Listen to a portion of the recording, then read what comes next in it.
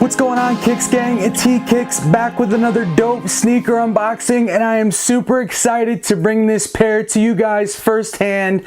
From the moment I saw this sneaker, I knew I would be adding it to the collection, and from the moment I got the detailed pictures, I knew I had to see the materials in hand because the Preemeeyum materials looked sick. So without further ado, let's go ahead and get right into the unboxing. And of course, in Air Jordan fashion, my favorite silhouette, the Air Jordan 1. As usual, you've got the Nike logo with the Nike check. We've got Nike on all sides, and of course, we've got the size tag and suggested retail. And then of course, as I always show you on the back, we've got some of the trademark information and stuff like that. That is kind of typical. Let's go ahead and pop the top, give you guys a quick peep, and here we go.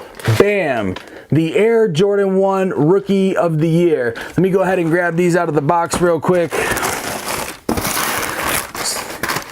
Take these out and get them all out in full effect for you guys. Make sure I don't tear up the materials, and bang, bang, the Air Jordan 1 Rookie of the Year. For those of you guys that don't know, the colorway was designed after a shirt that Jordan had worn to his award ceremony for the Rookie of the Year. I think it was stretching a bit on Nike's part. The shirt he was wearing was more of a wheat olive color, where this is a more, you know, fall and winter wheat color, but I do not care in the slightest as long as Jordan Brand does its thing, and damn did they do their thing. The materials on this are just super dope. Like I said, I knew they were going to be premium, and that's why I had to feel them in hand. And honestly, this is some of the best material that I've ever seen on a Jordan 1, and we're not just talking about the leather, we're talking about the suede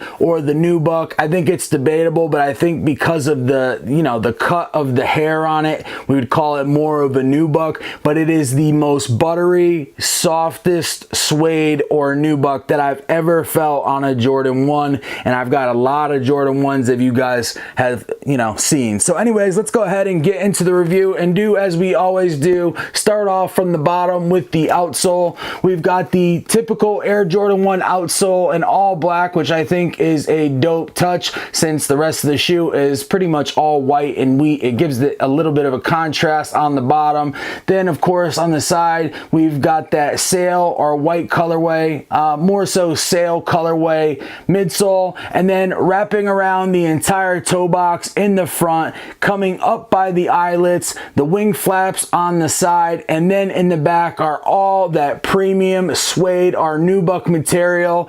And I mean, look at that booty backstroke motion. If you guys have not gotten a chance to get these, or even if you don't buy them and you just know somebody that has them, you've got to check these out. These are the shit.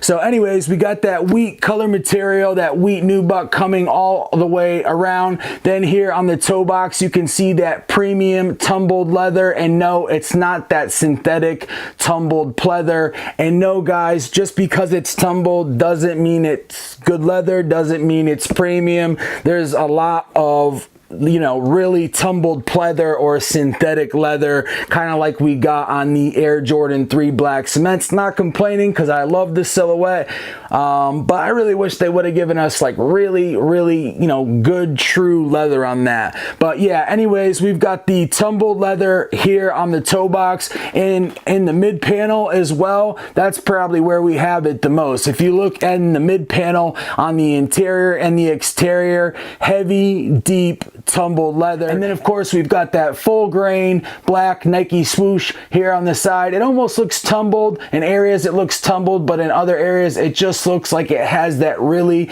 nice premium dark thick grain. And of course the black hit here on top right beneath the wing is also leather as well, but it's almost like it's the inside of the leather, and it's almost got a suede type feel to it. And then of course something really special with this particular pair, the wing flaps on the sneaker actually open up like on some of the off-whites, and there are messages on both sides that are from Michael Jordan himself. Let me go ahead and see if I can give you guys some up close views of those. I don't know if you guys can see what those say, but I will read them to you. Oh yeah, that's a pretty good shot there. Okay, and on, let's see, we got the left sneaker here. The left sneaker on the interior of the shoe, it says 1984-85 Rookie of the Year. 2,313 points, 28.2 PPG, which is unbelievable as a rookie. And then we've got, this award is nice, but I just feel it is very important for each individual to go out and contribute to his team, MJ. And that was actually not something he said at the ceremony at that time, but that was a message that he decided he wanted to be on the sneaker, a message that he wanted to get across now to the current sneakerhead or to the sneaker community. They just did a perfect job on this sneaker all around. As you can see, we've got the typical mesh tongue, and then we've got the OG Nike Air logo in the front, but they did this in all leather, which is a super dope hit. And then of course, no Jumpman on the back because we got the OG tag in leather. Dope. And also too, something I noticed, the padding in the tongue for this particular Air Jordan 1 is super thick, a lot thicker than most Air Jordan 1s that I've gotten, even recently. The Celtics colorway, the Royal colorway, it's just got a really nice thick tongue. Coming to the interior of the shoe or the insole, of course, we've got those black laces, and then we've got Nike Air in OG fashion with that nice wheat colored insole to match the theme of the rest of the shoe. And then of course we've got the size tag here, and then also that little size sticker that comes right here underneath the Nike logo. Let me go ahead and throw these laces back in. And then of course, for you guys that are looking for authentication purposes, we got that typical shoe tree. It's got the Jumpman, the Recycle logo, and that little, I don't know, that Chinese mark. And then of course, another quick thing to look at, as you see, you've got your black lace that comes down on the top, and that basically crosses across the shoe here, and then the tongue sticks up just a little bit past that, and that's something you want to look for. And honestly, I think it was really dope with the red hits that they have on the tongue here with the Nike Air, that they added the red laces. You guys know me, typically I would keep the laces that were meant to be with the shoe and rock it as black laces on both sides, but being that it's a special edition pair and it's got a dope story behind it and everything, I think it would look dope with black laces on one side, red laces on the other.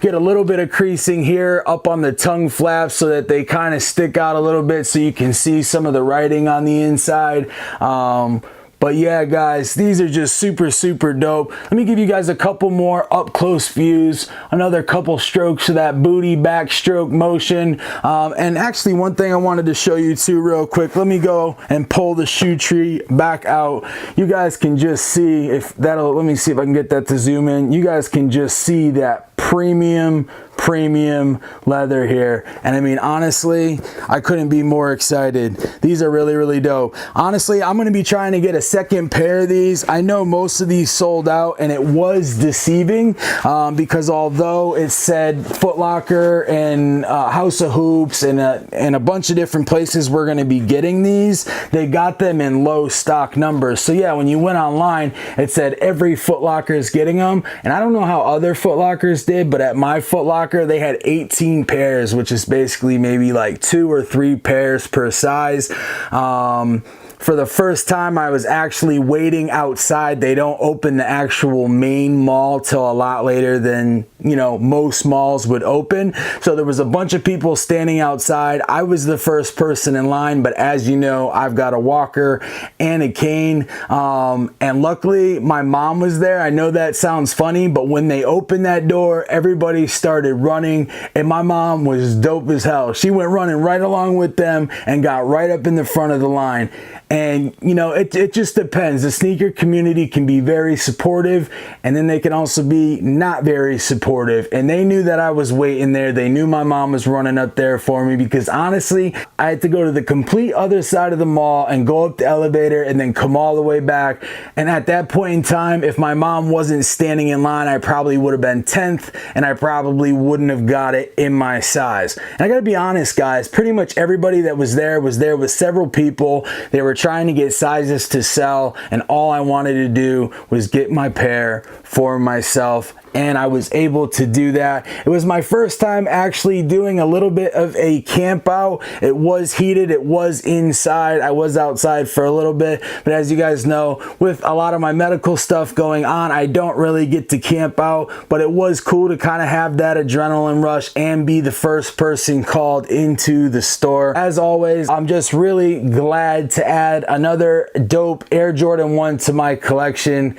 Like I said earlier, if you're new to the channel and you haven't had a chance to subscribe, feel free to subscribe and smash that notification bell. It's Heat Kicks. I'm out.